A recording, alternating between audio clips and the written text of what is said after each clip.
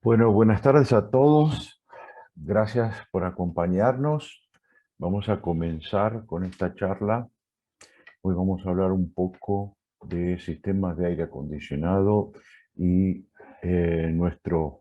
nuestra pandemia, terrible pandemia. Vamos a tratar de entender este fenómeno y ver cómo tener algunas herramientas para poder combatirlo. Bien. Bueno, en este capítulo estaremos hablando que, bueno, ya hace un año que estamos en pandemia, que no fue la primera vez. Hablar de transmisión, hablar de transmisión tipo Doppler, transmisión tipo aerosol, influencia de las condiciones climáticas, riesgo de transmisión con un análisis cuantitativo y, bueno, algunas conclusiones y luego pasaremos, ¿sí?, al segundo capítulo donde veremos algunas de las herramientas. Bueno, hace un año que ha comenzado esta pandemia. Tenemos a nivel global casi 115 millones hoy de infectados, 2.600.000 personas que han fallecido, con una gran concentración de este problema en nuestras Américas, ¿no es cierto? Bueno, este es un flagelo obviamente mundial, y si lo vemos no solamente del punto trágico de las muertes y consecuencias a la población, sino también los efectos económicos, ¿sí? Podemos ver que a nivel mundial el PIB cayó 4,4%. Quiere decir que es, en resumen, la peor crisis de los últimos 40 años. Bueno, hablamos de los 115 millones de infectados. Hace unos meses aparecen las vacunas, total o parcialmente efectivas, ¿sí? Y esta es una nómina de las facturas, de las vacunas. La bolita verde nos indica, ¿sí?, los países en donde están ensayándose, la cantidad de ensayos, ¿sí?, de cada una de estas vacunas. Bueno, además se han generado diversas variantes del SARS, ¿sí?, original. Tenemos el original generado en China, el D614G, la variante inglesa B117, la variante sudafricana 501B2 y la variable brasilera P1, variante que está aumentando cada vez más.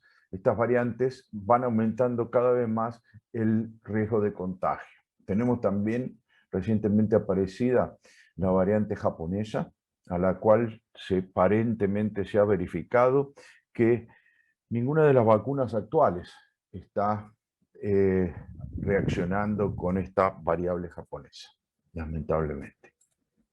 Pero no fue la primera vez que nos pasa esto en nuestro planeta.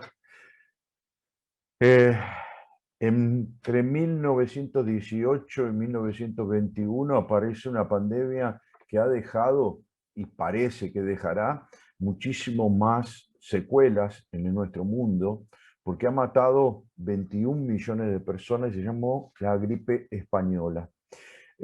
Conocida como gripe española porque en esa época, justo en el fin de la Primera Guerra Mundial, no se dio, los medios internacionales no dieron a conocer esta, digamos, gran catástrofe sumada a la catástrofe de la guerra, pero periodistas españoles comenzaron a levantar esto y a comunicarlo, y por eso se dio a conocer como gripe española, aunque no tiene nada que ver, no se generó en España. Si ustedes ven las fotos históricas, se parecen muchísimo, ¿sí? Muchísimo a nuestra era actual, ¿sí? Obviamente los medios, mucho más escasos, generaron 21 millones de personas fallecidas. Bueno, transmisión, vamos a hablar un poco. Ya desde 1857, en el primer registro, una enfermera inglesa de origen italiano descubre a base de estadística visual en el hospital de tratamiento de tuberculosis que se generaba menos contagio, menos infección en cuanto tenía más ventilación. Cuando ella podía abrir las ventanas y generar más ventilación, disminuía el índice de contagio. Ya en 1974, Wells ya eh, explica científicamente los mecanismos de transmisión de la tuberculosis a través de la vía Doppler, que es gotita, ¿no? A través del mayor contagio hasta ahora descubierto, que es a través de las gotas impulsadas a través de nuestra respiración, ¿sí?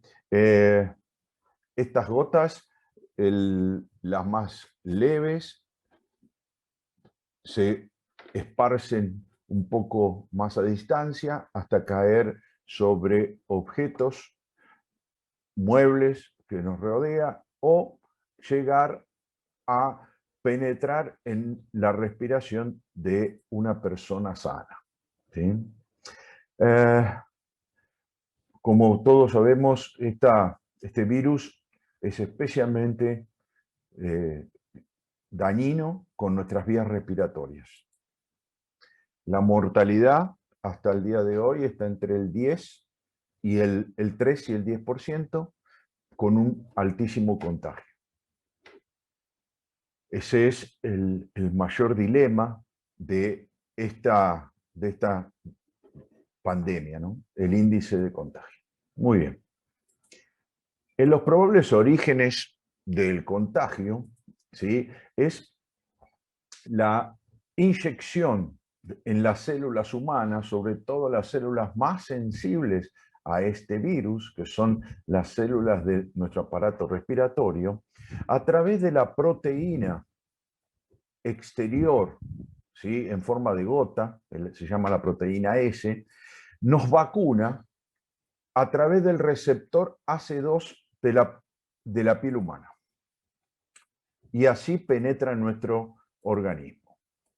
Los diferentes orígenes hoy ya se da totalmente por válido que fue a través de la zoonosis, o sea, contagio de animales al ser humano.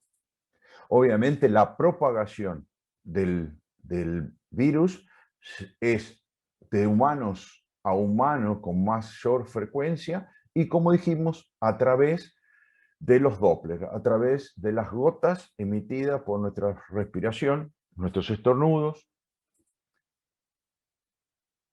La transmisión se divide en varios modelos. La primera y la comprobada, más potente transmisión de mayor porcentaje de infectados es a través de la gota. Cuando nosotros respiramos, tosemos, generamos gotas que van desde un tamaño de 100 micrones a más o menos 10 micrones. Estas gotas, ¿sí?, viajan en el aire impulsadas por nuestra respiración y las mayores, las de aproximadamente 100 micrones, van a caer sobre los objetos aproximadamente a 1 metro. Pero las más pequeñas, de aproximadamente 10 micrones, van a poder desplazarse hasta por lo menos 2 metros. Este se llama contagio a corta distancia. Es por eso, digamos, las medidas de distanciamiento. Bueno, veamos en este primer contagio, donde estamos hablando de gotas de tamaños, donde su evaporación es una evaporación conocida como nosotros la conocemos en el aire acondicionado, de aire húmedo, sigue las mismas reglas del aire húmedo. Vamos a ver que si en un ambiente climatizado, y he tomado un ambiente a temperatura constante de 20 grados de bulbo seco,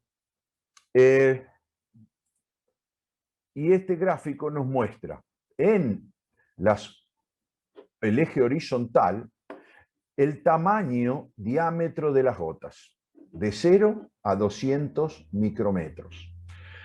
Y aquí, tiempo.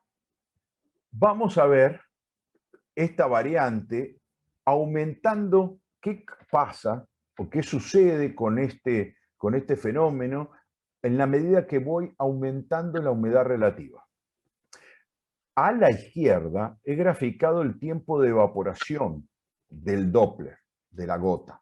Y a la derecha, el tiempo de llegada al piso desde una altura de 2 metros. Como ven, empezamos con una humedad relativa 0, ¿sí? Eh, los Doppler caen en muy poco tiempo y también se vaporizan, obviamente, en muy poco tiempo. En la medida que aumento la humedad, caerán tomando más tiempo y evaporándose en más tiempo. Y así, si voy aumentando la humedad relativa del ambiente, aumenta el efecto. Y lo he llevado hasta 90% de humedad relativa.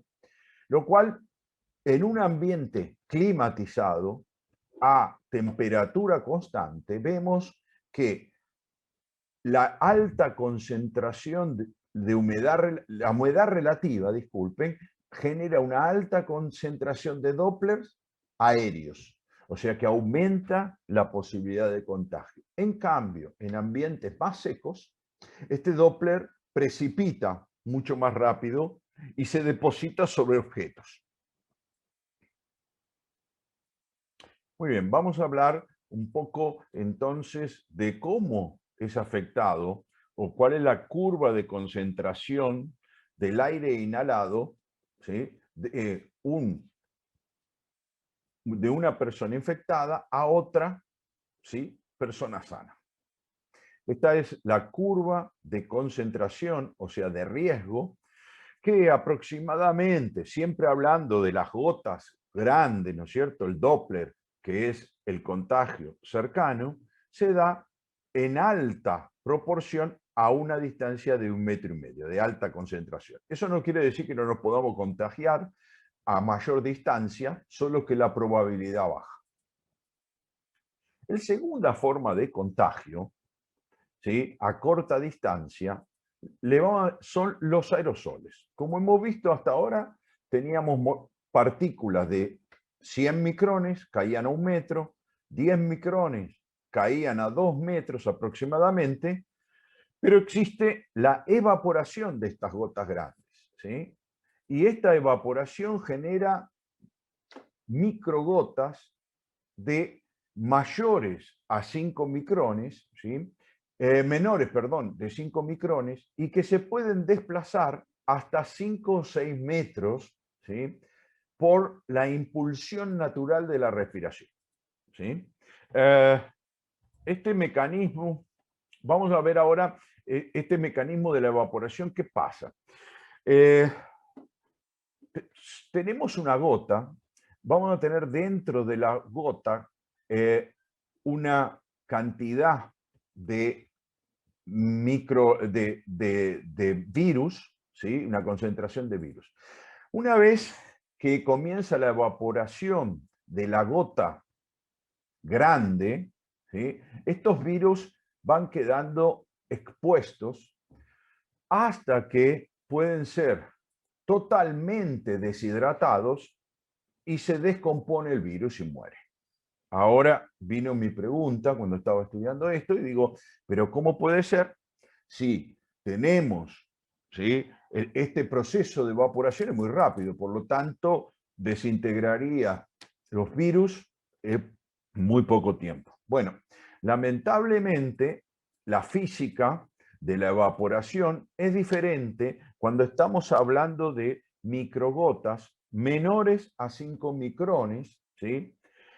Que son los que contienen estos eh, eh, aerosoles. Entonces, tenemos ahora sí la formulación para evaporación, ¿sí? Depende de las presiones, lo que llamó Laplace las presiones de separación dentro de la película. O sea, una gota, ¿sí? Que la representamos como una esfera, cuando cae en una superficie líquida, existe una tensión superficial que impide la evaporación como conocemos la evaporación de aire húmedo, sino que sigue la fórmula de Laplace. En esta fórmula existe una constante de Hammer, que, bueno, perdón, esto es el calor o la energía que se necesita para evaporar una gota, una microgota de estas, ¿no? Entonces tiene una constante de Hammer, la constante de los gases universal, la densidad del líquido en forma de líquido o de vapor de la sustancia que estamos estudiando, la temperatura ambiente del sustrato, la tensión superficial de la película de agua.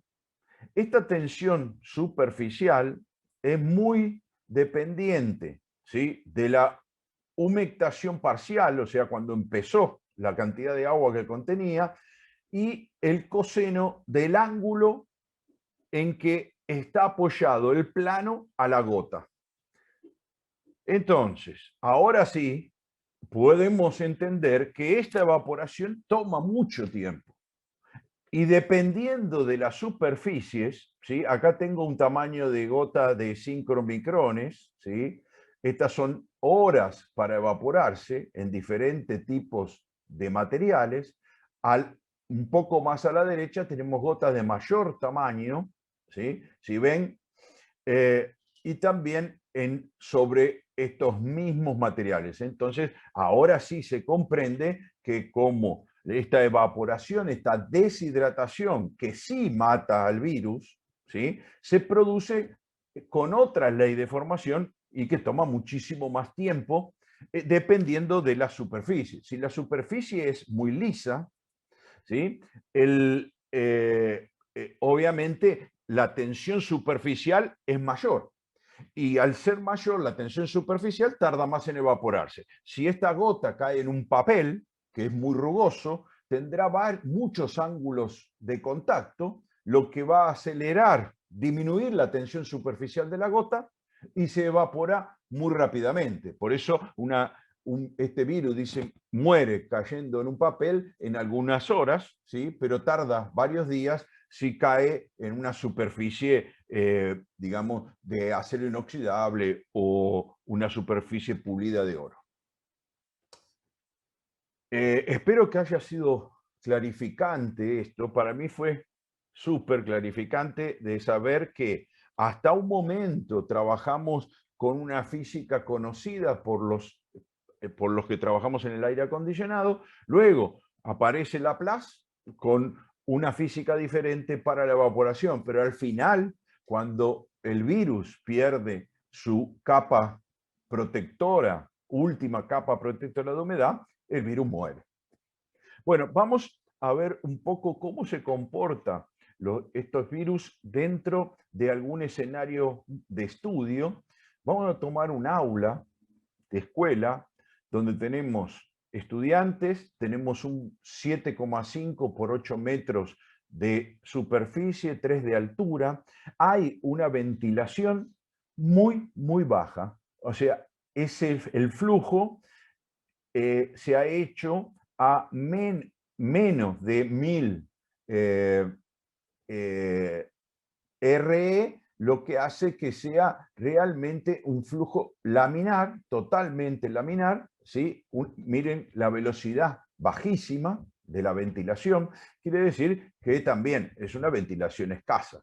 A la derecha, la distribución, ¿sí? de cada pupitre con su alumno, la ubicación del profesor y todos los datos necesarios para poder estudiar lo que va a pasar con esta transmisión en este ambiente que vamos a llamar ambiente cerrado. O sea, lo llevamos ahora a una condición que nos interesa a nosotros, que es de climatización, de aire acondicionado. La temperatura va a ser constante, como habíamos visto antes, a 20 grados. ¿Sí? Bueno, el maestro genera un estornudo. Ese estornudo tiene gotas de diferentes tamaños, pero para nuestro estudio lo vamos a concentrar en las pequeñas gotas, en las gotas que componen el aerosol. ¿Sí? No, sí, perdón. Entonces, este es el perfil de volumen metros cúbicos segundo de este estornudo. Y sobre esta base vamos a estudiar qué pasa con la transmisión del virus. Bueno, luego de algún tiempo tenemos las imágenes A, B, C, D y E, que son lecturas de la propagación del virus. A, 5 minutos, B, 15 minutos, C, 30 minutos, D, 60 minutos y el último E a 90 minutos. Como les dije, el Raynor es bajo, 1000, asegura un régimen laminar y la humedad relativa fue del 60%. Ahora, esto lo hemos visto en el plano. En altura, ¿sí? La descripción es similar, o sea, a 0,42 metros del piso, a 0,58 metros del piso, a 0,75 metros del piso, y vemos cómo va cambiando la propagación del virus. También en una distribución vertical, ¿sí? El tiempo en cual se ha hecho la visión A, es de 90 minutos, ¿sí? con una velocidad de 1000 de Raynor y de 2000 de Raynor, ¿sí? Siempre con humedad relativa del 60%. Ambas fotos son casi similares, ¿sí? porque siempre hemos mantenido un flujo laminar. Bueno, ¿qué pasó con la humedad? Bueno, hemos variado la humedad de 20 a 60%, a 90%, perdón, 30, 60, 90% de humedad relativa con un Raynor de 1000 y con un Raynor de 2000. Fíjense, ninguna variación. Quiere decir que lo que habíamos dicho anteriormente, que se cumplía para una gota grande, por la gota de contacto de contagio corto, ¿sí? Ya no es así con el aerosol. La humedad relativa, ¿sí? no tiene casi ninguna influencia en la propagación, la transmisión del virus. ¿Sí? Eso es súper importante. Estamos hablando entonces de dos formas y dos fenómenos del mismo virus con diferente tipo de transmisión y efecto, digamos, de las condiciones climáticas. Bueno, pero ¿cómo se comporta esto si nosotros en este mismo modelo hacemos variar la temperatura de 0 a 40 grados centígrados ahora y la humedad relativa de 10 a 90%? Vamos a tener varios casos. El caso A, esta propagación en el tiempo, ¿sí? con 0 grado, nos dio esta concentración de virus. ¿Sí?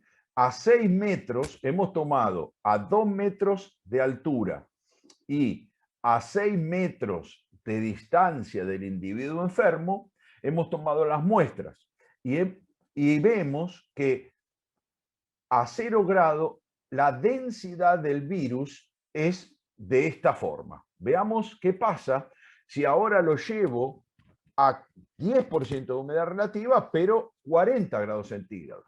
Caso imposible en el aire acondicionado, pero para ver cómo varía con la temperatura. Bueno, la propagación es esta, casi inexistente densidad de virus, ¿sí?, a los 5 segundos, ¿sí?, a 6 metros y 2 metros de altura. Bueno, ¿qué pasa ahora si nos vamos al cuadro, al ejemplo F? 90% de humedad relativa con 0 grados centígrados. La propagación observada es muy similar a la de 10% de humedad relativa.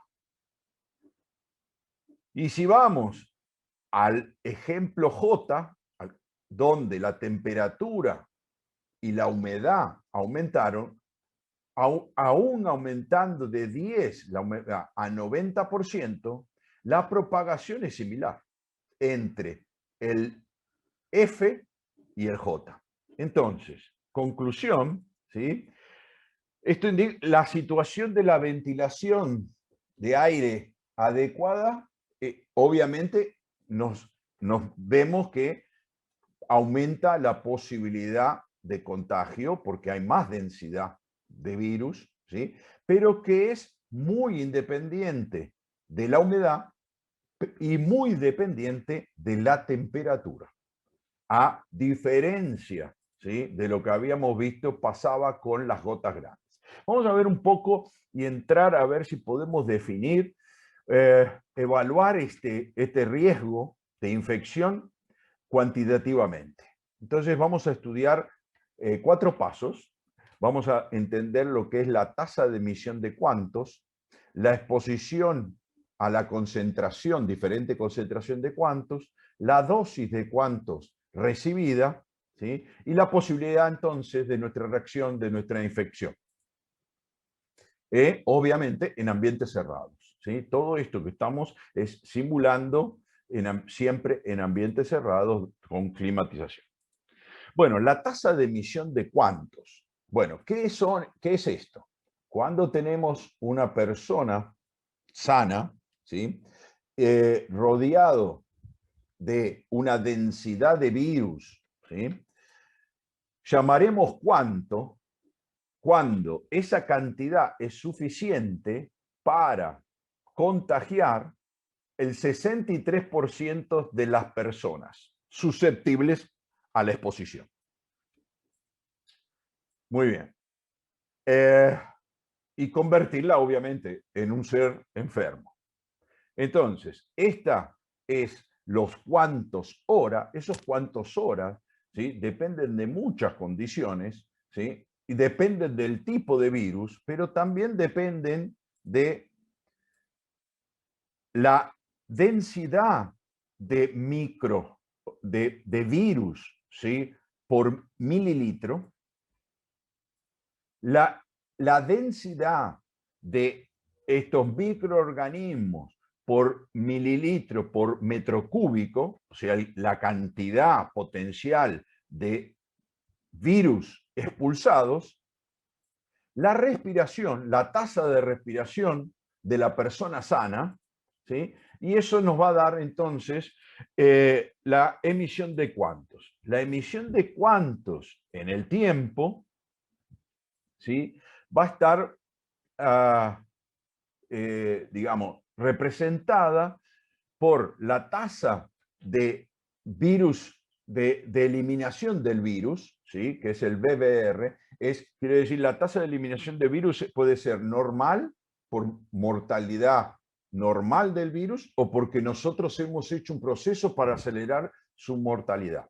La concentración inicial, el número de sujetos infectados, el volumen del ambiente considerado y la cantidad de cuantos por hora que vamos a emitir.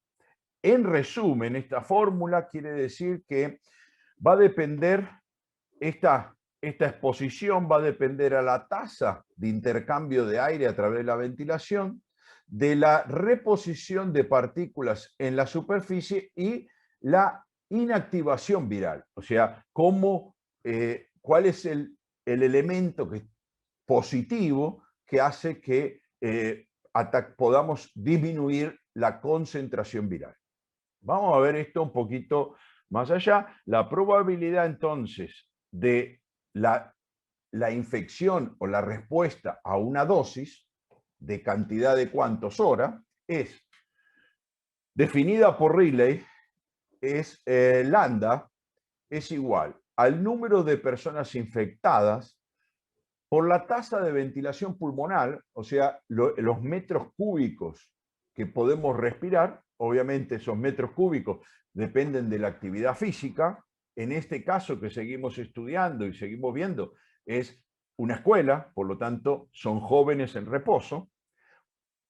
Q es la unidad de infección cuántica, ¿sí? Esto fue tabulado por Riley para muchos de los virus existentes en la época. La tasa de ventilación, o sea, la cantidad, suministro de aire exterior. Y eso lo hemos definido como infectabilidad, entonces.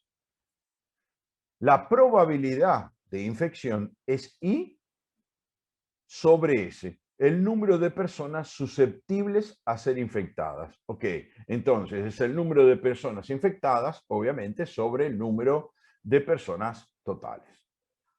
La ecuación clásica de Wells y Riley, ¿sí?, de aquella época,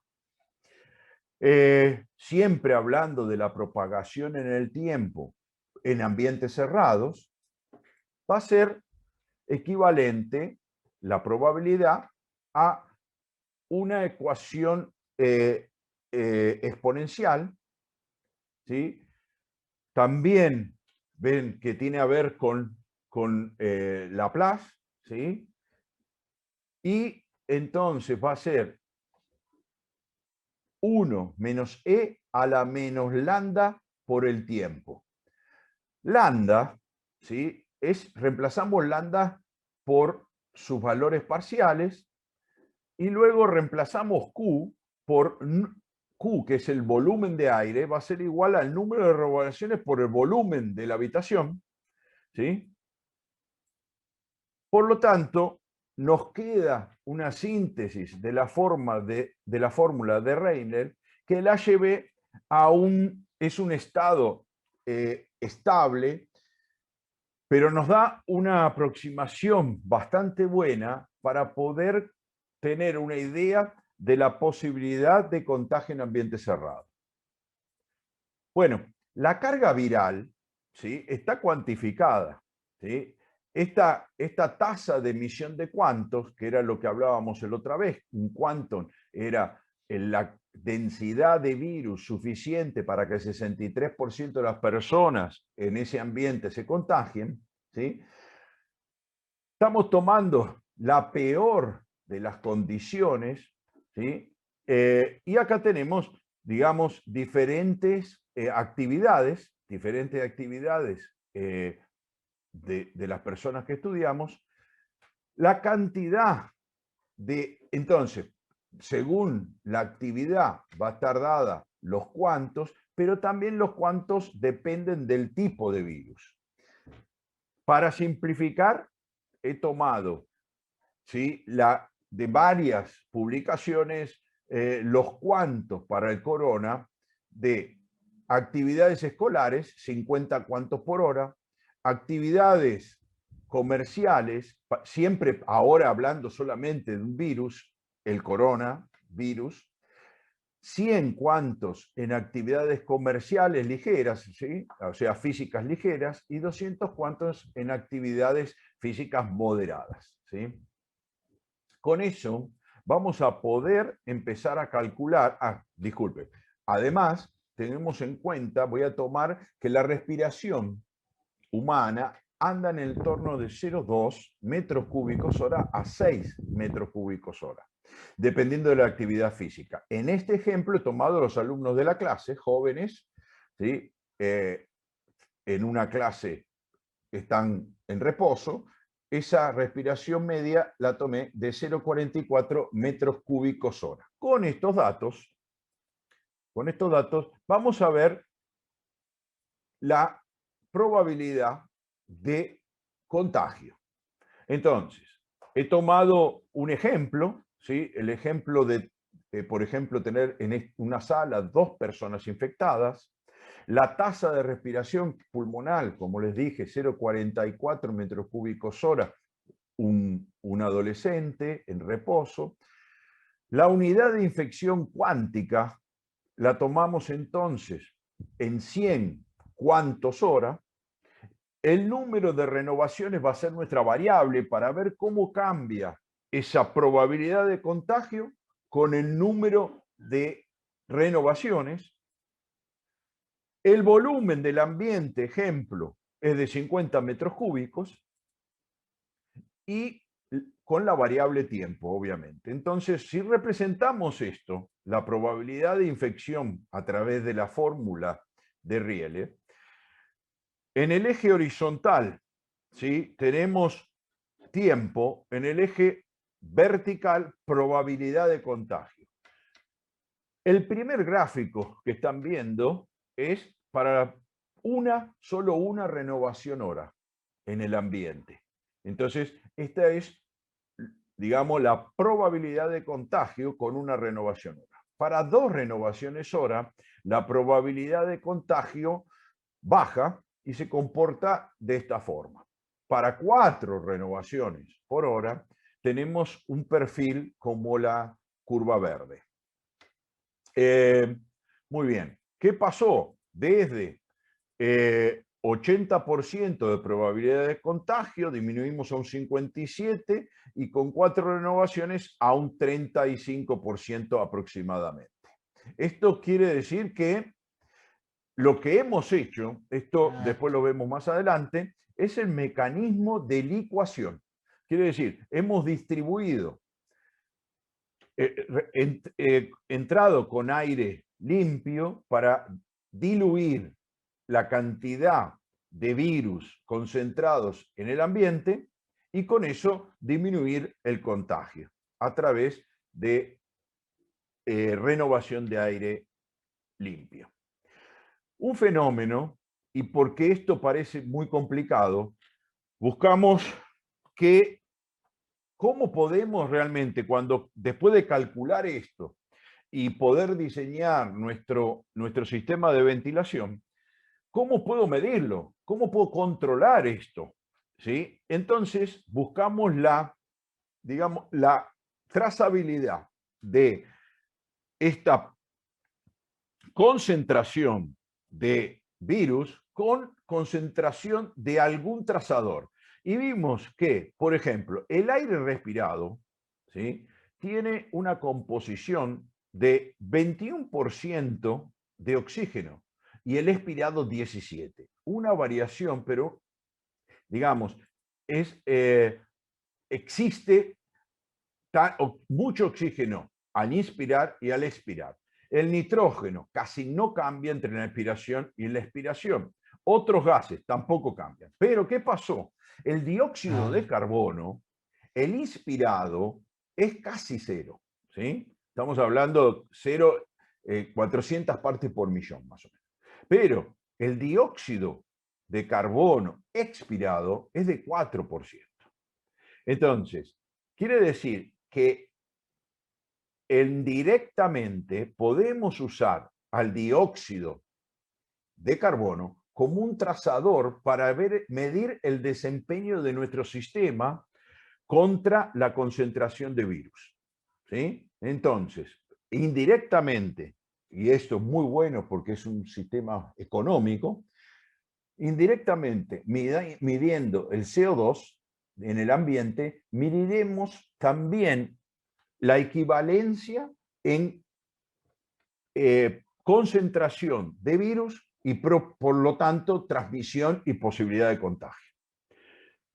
Bueno, si volvemos a la fórmula de probabilidad, vamos a reemplazar e incorporar F, que es una fracción del aire que se vuelve a respirar, el aire respirado. Entonces ahora la probabilidad de contagio es igual a 1 menos E a la menos FIQ NP tiempo.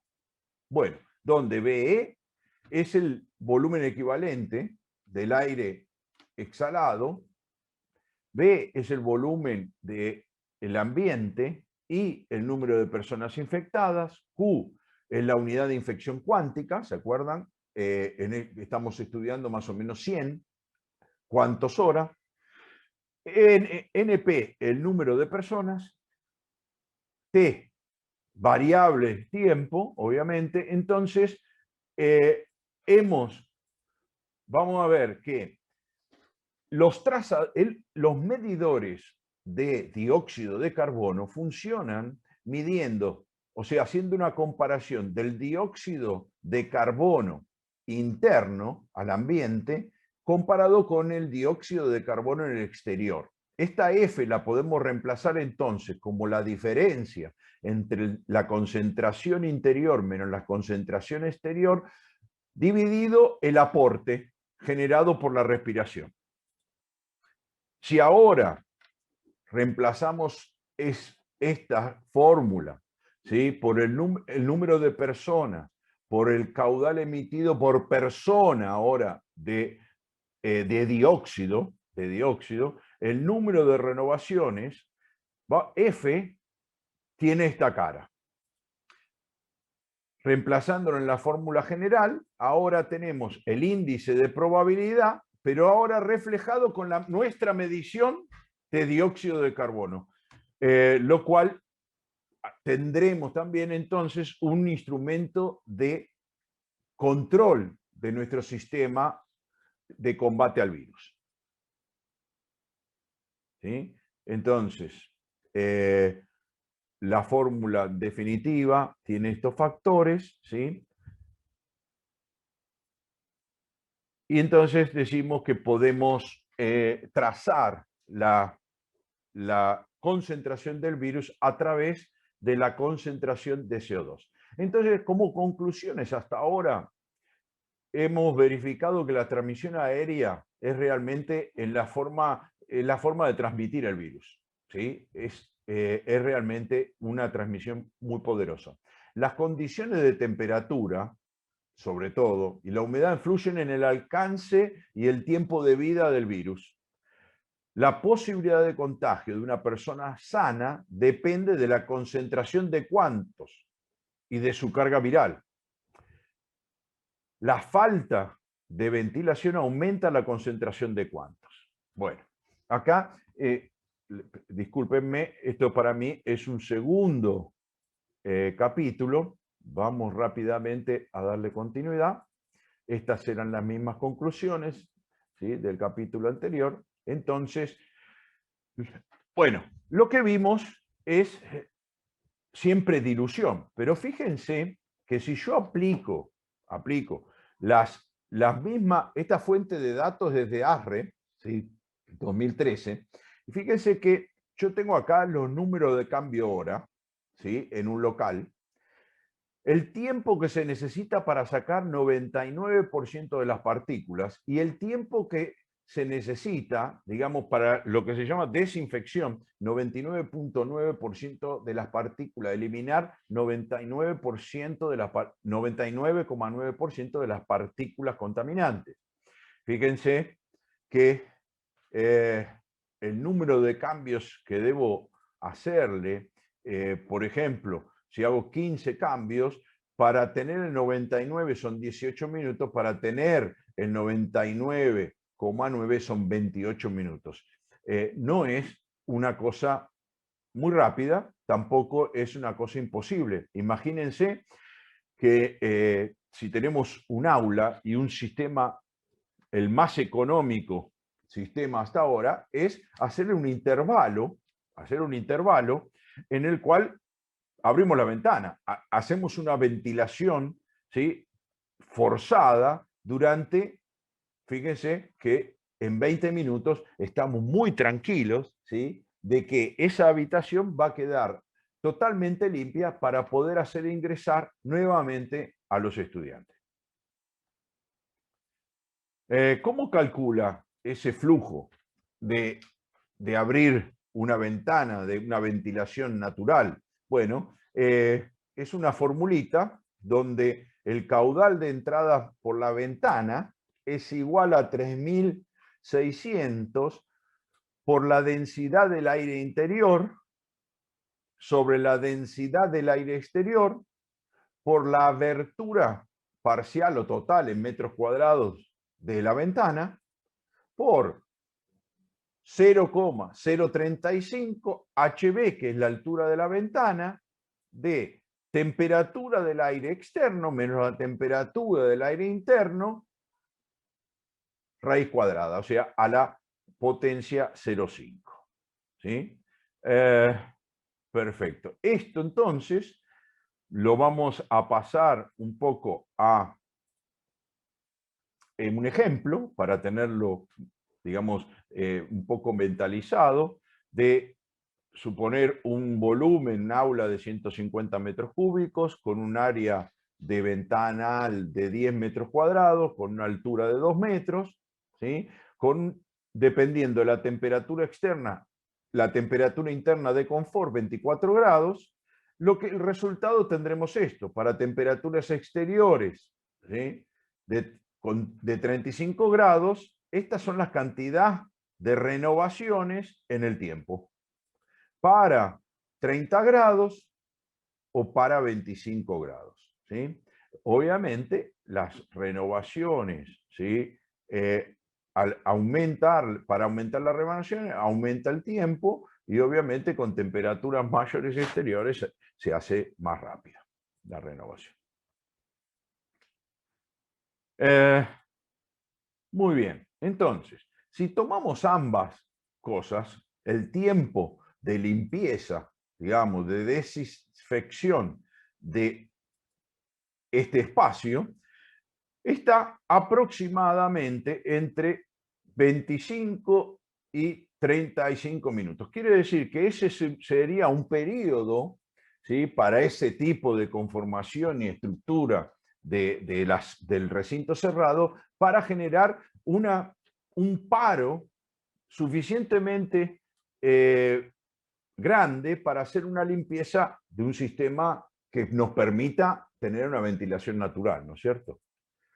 Bueno, otro factor muy, muy importante, ahora estamos hablando de la propagación, acuérdense, estamos hablando de aerosoles, ¿sí? Entonces acá he graficado diferentes velocidades de aire, que las representamos acá. Acá, en la horizontal, tenemos el diámetro de la gota en micrones, ¿sí? Y hay una zona en la cual llamé arrastre, ¿sí? Y otra zona donde hay interacción con el flujo, pero no hay arrastre. Fíjense que una vez que me voy para el lado azul, izquierdo, azul, estoy entrando en el área de aerosoles, donde habrá arrastre, ¿sí? Habrá arrastre. Fíjense que con esta velocidad, ¿sí?, ya tengo arrastre. O sea, superando la velocidad de 0,2, 0,25 metros segundo, tengo arrastre del aerosol. Entonces quiere decir que me lo voy a llevar con el aire del aire acondicionado. Sí, entonces, muy importante, es la otra variable, es la velocidad de aire. A partir, ¿sí?, seguramente, a partir, he tomado 2 metros segundo, da como resultado un arrastre fenomenal del aerosol en el aire acondicionado. Quiere decir, garantizamos que si no usamos un flujo, ¿sí?, casi laminar, vamos a tener arrastre de aerosol succionado y expulsado por el aire acondicionado, sin duda. Por eso es que algunas terminales, ¿sí?, en un ambiente cerrado, y he puesto acá algunas unidades terminales unitarias, por ejemplo, un equipo split de pared. Fíjense que dependiendo del chorro, ubicación del chorro del aire acondicionado, he graficado una zona desde verde a rojo, donde no existe, en verde, en la zona verde, no existe arrastre de gota, y la zona roja, la gota se transporta fácilmente por el flujo de aire. Fíjense, en unidades terminales como un split tenemos muchas áreas, ¿sí?, donde el chorro de aire, ¿sí?, va a arrastrar y va a llevar la gota por todo el ambiente. En unidades cassette, ¿sí?, existe también, dependiendo de la angulación, existe zonas de alta velocidad y que será transportado entonces el aerosol y consecuencia el virus, ¿sí? En unidades tipo consola, ¿sí?, es muy similar, digamos que en mayor velocidad aún casi que un split de pared, ¿sí? Entonces, las unidades terminales en espacios cerrados sí son un ambiente, un elemento de propagación. Quiere decir, esto en Latinoamérica lo encontramos mucho, ¿sí? Por ejemplo, una unidad de consola para refrigerar un restaurante. Lo que estamos haciendo es, si este aire, este chorro de aire, por casualidad cayó en el ambiente donde está la persona infectada, con seguridad el aire acondicionado va a propagar este virus por todo el ambiente. Muy bien. Entonces, algunas conclusiones que ya habíamos dicho que utilizar, por ejemplo, dice, para un efecto de tratamiento de áreas, ¿sí?, con posibilidad de ocupantes infecciosos, junto a ocupantes sanos, se debe por lo menos, y una recomendación, por lo menos revisar las normas, ¿sí?, y cumplir las renovaciones mínimas de las normas, ¿sí? Tanto ASRE como Euroven, ¿sí?, nos dan Euroven un poquito más de cantidad de renovaciones por aplicación, pero digo que por lo menos usemos ASRE para ventilar el área. La otra es usar bajas velocidades. Con velocidades, ¿sí?, mayores, mayores a 2 seguramente, pero ya con velocidad de 1 metro segundo ya tenemos arrastre de Doppler, ¿sí? Entonces, digo, ahí reflexioné con esto y digo, ok, entonces los ambientes climatizados con baja velocidad es un ejemplo, por ejemplo, es la ventilación con flujo laminar, ¿sí? Es muy baja velocidad y podremos entonces no llevarnos una gran cantidad de virus eh, al ambiente. Entonces, muy bien, sigamos. Esto, últimamente, hemos hecho en Sudamérica muchos hospitales con viga fría, ¿sí?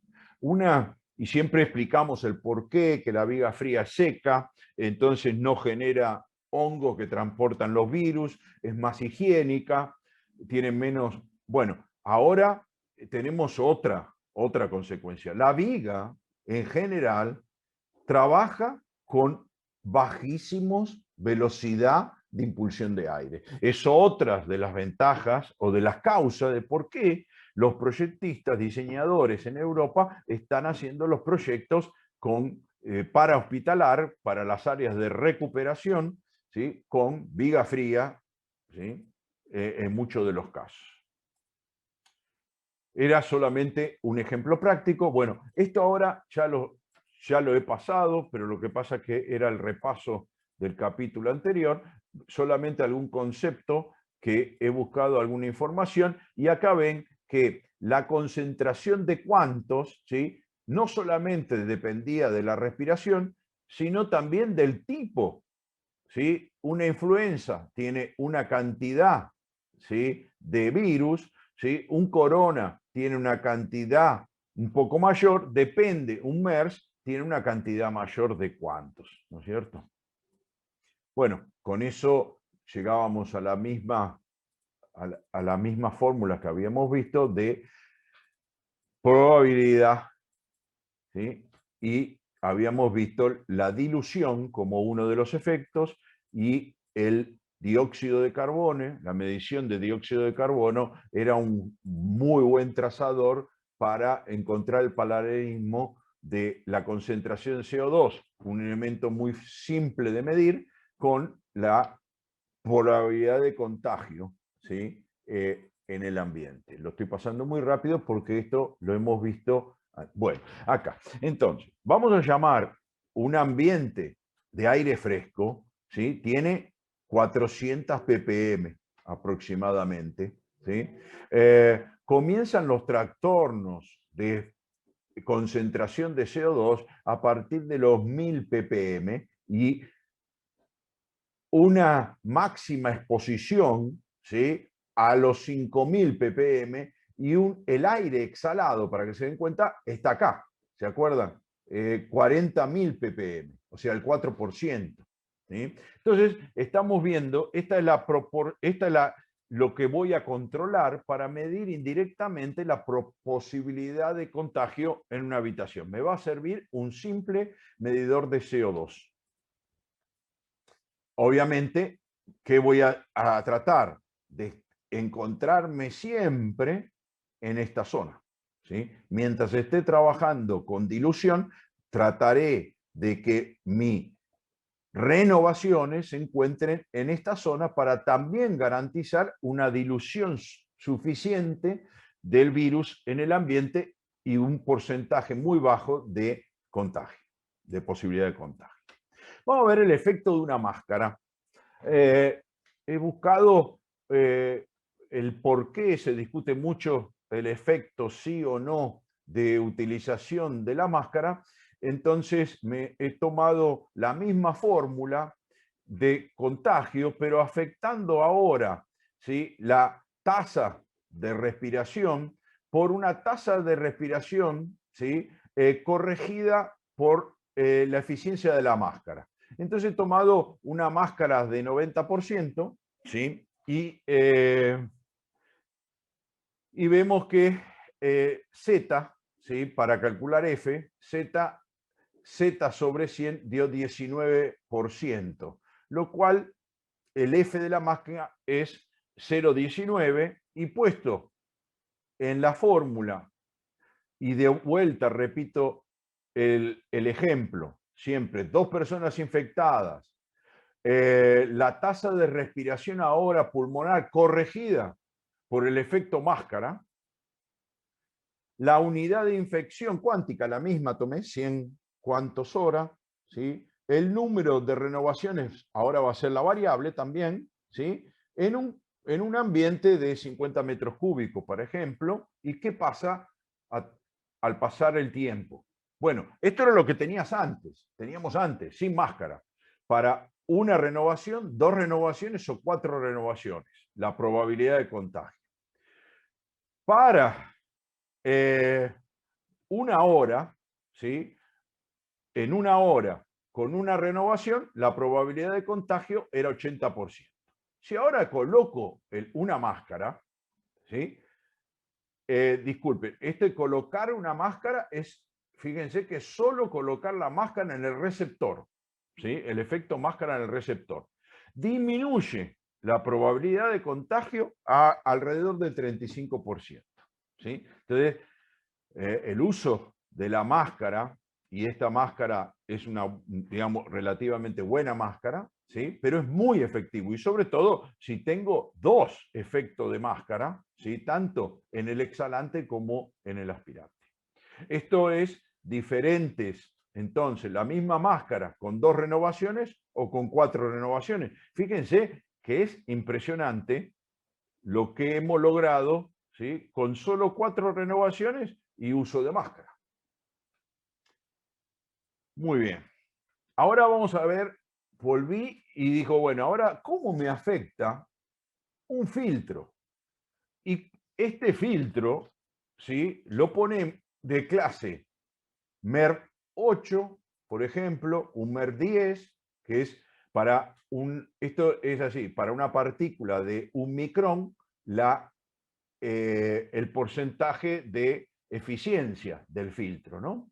Entonces tenemos que para un MER 8 el 20%, para un MER 10 40%, para un MER 14 60%, para un MER 16 90% y para un EPA casi absoluto, 99%. ¿Sí? Entonces, digo, voy a tratar de graficar ahora y comparar mi gráfico inicial con la aplicación de filtro. ¿Sí? Entonces, por ejemplo, si aplico un MER 14, tengo de 80 a 67 en una hora de recirculación. Estoy hablando ahora, puse un filtro, tomo el aire, lo recirculo y lo vuelvo a inyectar al ambiente. ¿Y qué pasa con el otro extremo? Si yo uso un filtro absoluto y hago el mismo efecto, miren, de 80% con una renovación, me voy a 16% con recirculando con un filtro absoluto. Quiere decir que entonces, rápidamente y evidente, es que la recirculación con filtro, ¿sí?, me permite hacer una defensa muy importante a bajo costo, ¿no es cierto? Sobre todo, bajo costo de energía, porque la dilución, cuanto aumento la dilución, quiere decir, estoy tomando aire exterior, estoy aumentando la carga del local. Es algo que va en contra de lo que queremos normalmente hacer, que es cada vez más eficiente. Entonces, aunque en locales, cuando las renovaciones son más de 5, 6, 7, se recomienda poner recuperadores de energía, ¿sí?, aprovechar ese aire que es pulso frío para amenizar la temperatura del aire que tomo del exterior, el aumentar las renovaciones siempre me aumenta el consumo. Bueno, vamos a hablar, ya que vimos un poco de filtros, vamos a hablar un poco de efectos de filtros. Tenemos filtro electrostático pasivo, donde esto es muy común en cualquier equipo de aire acondicionado, ¿sí? En general son G2, tienen fibras, las fibras se polarizan por estática, por electricidad estática, y se convierten en un imán de cargas negativas de un lado y de carga positiva del otro. Obviamente,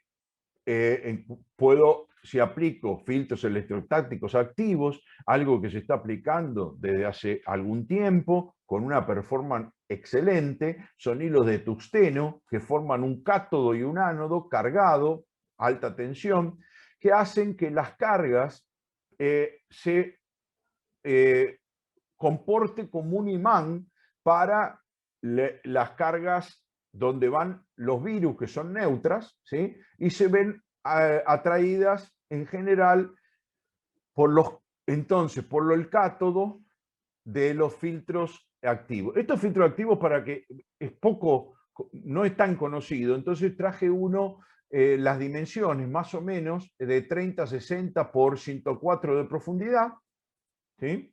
Tiene esta performance, tiene muy baja pérdida de carga, ¿sí?, con una eficiencia bastante alta. Un filtro, nosotros colocamos filtros activos en equipos como rooftop, ¿sí?, llegando a ser un H10, un H13, ¿sí? Ya es un poco más grande, pero un H10 lo logramos muy fácilmente, con muy poquita pérdida. Son filtros muy eficientes, ¿sí?, y que los recomiendo. Bueno,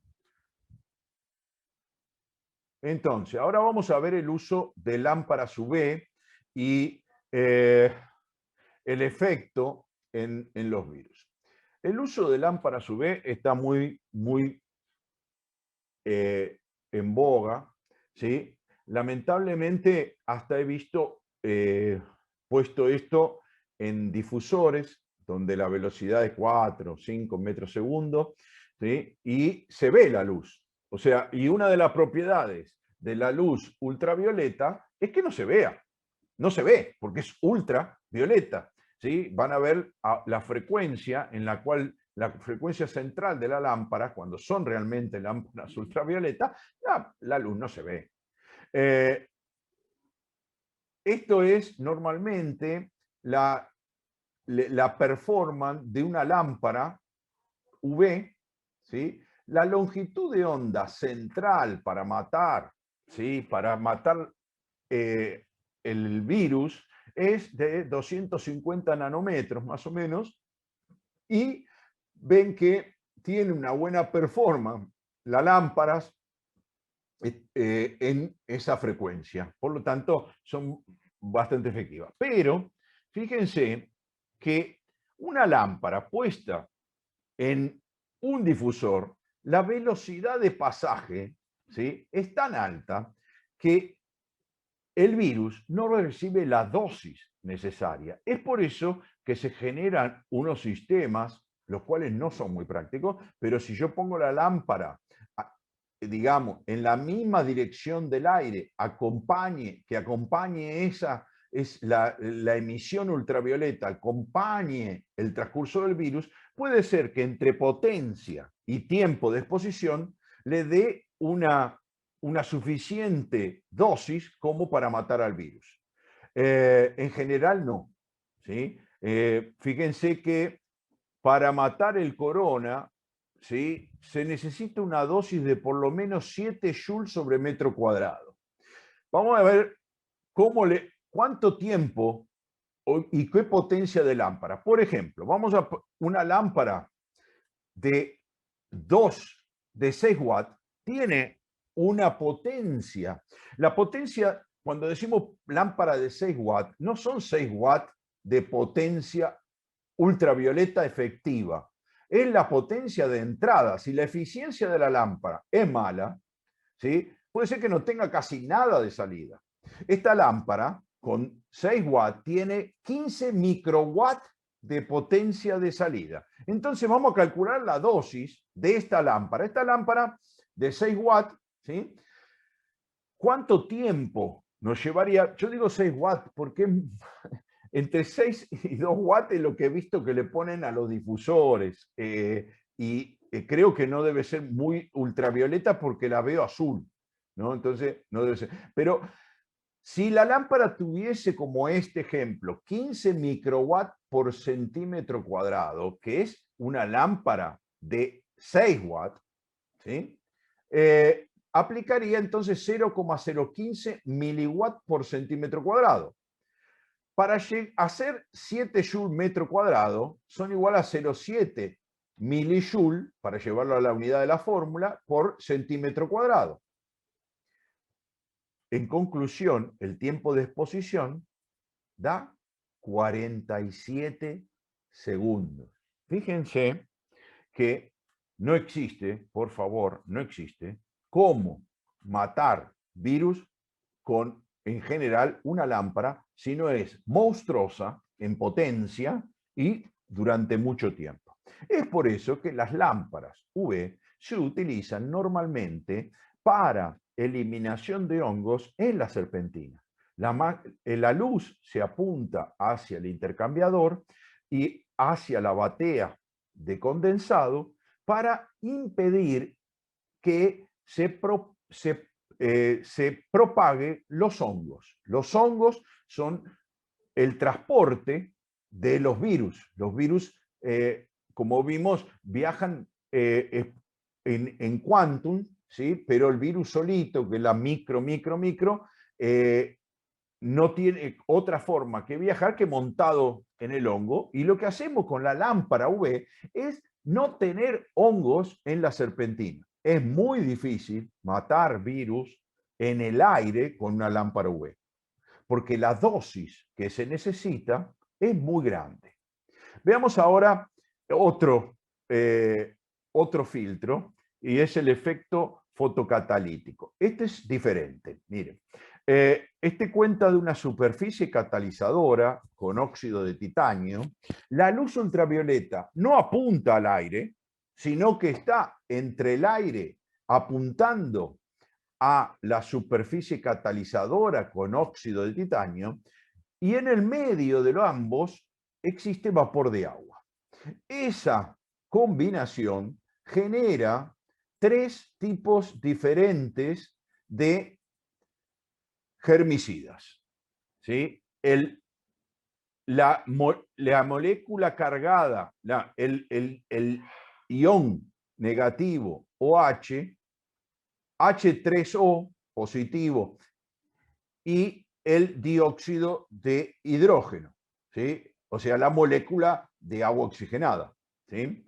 Pero ahora entonces, con eso, ahora hemos no generado, no estamos matando el virus con la luz ultravioleta, estamos generando tres poderosos germicidas, ¿sí? Que nos van a ayudar a combatir el virus. Fíjense, estos son los efectos de tiempo, ¿sí? De un virus en un líquido o un virus en un ambiente seco. ¿Sí? Digamos, vamos a concentrarnos en el rojo, en la columna roja, que es nuestro ejemplo.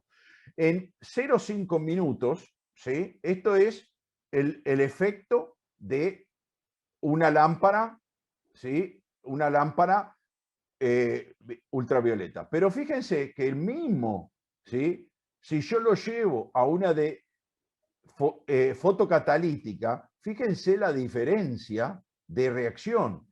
Bueno, una lámpara, ahí un filtro fotocatalítico que tiene otro principio totalmente diferente, ¿sí? Es 20 veces más eficiente que una lámpara y ella sí puede atacar al virus en el aire. Muy bien, entonces, este efecto fotocatalítico, bueno, lo hemos hace ya unos años, lo hemos incorporado a nuestra línea que llamamos el fancoil hospitalar, H, terminación H, y cuenta con un filtro fotocatalítico, ¿sí? Estas unidades, además de tener un filtro fotocatalítico, tiene un filtro de aire un poquito especial para que no salgan del equipo ninguna emisión, ¿sí? Y como ven, este es un dispositivo fotocatalítico que utilizamos en todas nuestras unidades Fancoil, pero también se puede utilizar en equipos mayores. Nuestro filtro fotocatalítico ha sido aprobado por la Universidad Italiana, que nos ha dado un certificado de efectividad. Entonces lo hemos incorporado a nuestras alternativas de fancoil hospitalar. Bueno, pero también tenemos, y lo menciono para que lo conozcan, plasma frío. La generación de plasma frío, ¿sí? Genera iones, y justamente este plasma frío es menos efectivo que lo que vimos fotocatalítico, pero genera uno de los germicidas que es el ion OH negativo. Este OH negativo, ¿sí? Obviamente, cuando genero esto en un filtro de plasma frío, el aire llevará estos iones al ambiente que estoy climatizando. Cuando se encuentran con el virus, justamente con las entradas del virus, ¿sí? Discúlpenme que pasé rápido, pero entra a la molécula del virus y junto a través de la entrada de proteína, la misma que nos contagiaba, ahora lo vacunamos al virus, en realidad, toma una molécula de hidrógeno de dentro del virus y genera agua, vapor de agua. ¿Qué quiere decir? Estamos deshidratando rápidamente el virus, por lo tanto, también lo matamos. Pero es uno de los tres efectos que tiene el fotocatalítico, ¿no es cierto? También incorporamos este filtro frío, también está certificado, este plasma frío, en nuestras unidades Fancoil o centrales, ¿sí? Entonces, ahora, como resumen, digo, cuando aplicamos lámpara UV, la lámpara UV aplicada en la corriente de aire, sí, fenómeno, pero apuntando a la serpentina evaporadora, ¿sí? Como lo tenemos acá, y luego un filtro fotocatalítico, ¿sí? De mayor dimensión, obviamente, en la vena de aire. Esa es una forma adecuada de combatir. Estos implementos y estas oportunidades las tenemos tanto en manejadoras de aire como en equipos rooftop. También los filtros que habíamos mencionado, filtros estáticos activos, ¿sí? Bueno, otro efecto muy importante y por último es la distribución de aire, la cual tenemos que tener en cuenta muy. ¿Por qué? Vamos, este es un circuito, un sistema donde tenemos 3 sectores con 3 terminales y una UTA trabajando de DOA con el aire fresco, inyectando el aire fresco.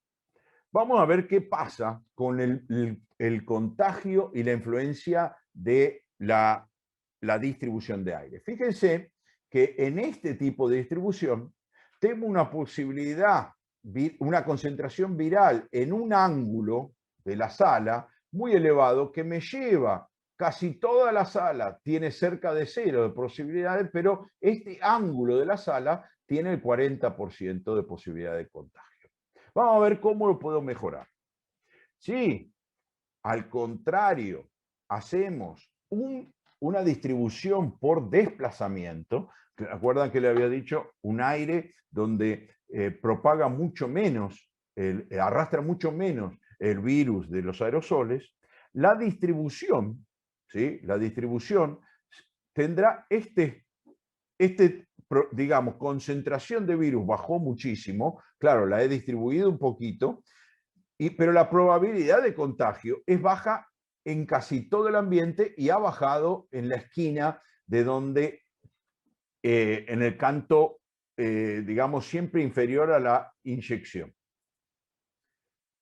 El efecto de distribución, entonces, he hecho un mapa para fijarnos que si yo siempre en el ángulo de inyección, ¿sí? Debajo del ángulo de inyección tengo la mayor concentración.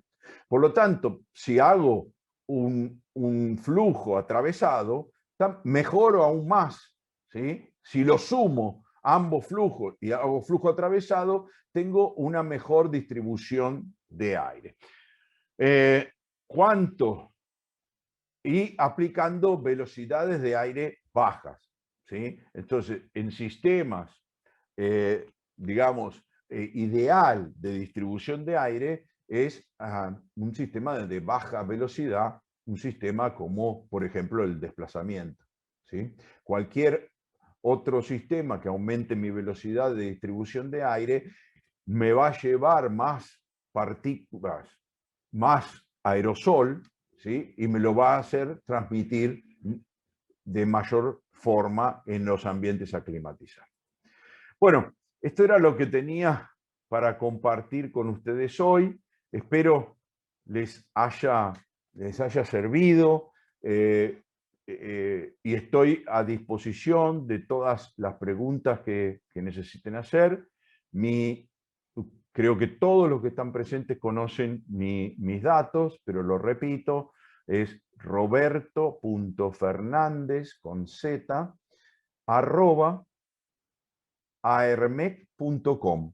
Y bueno, a todos los que necesiten y estén por encarar un sistema de este tipo, estoy a total disposición y nuestro equipo de Latinoamérica para ayudarlos a luchar contra este flagelo,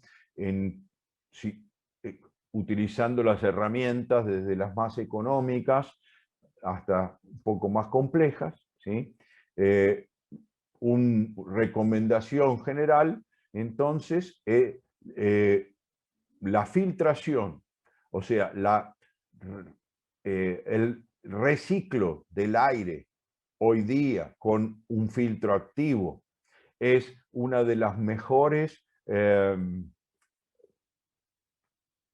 respuestas que tenemos al virus. hospitales, obviamente, cuando tengo una sala de cirugía de alto riesgo, hoy se está usando la dilución porque se toma 100% de aire exterior y obviamente con filtración absoluta.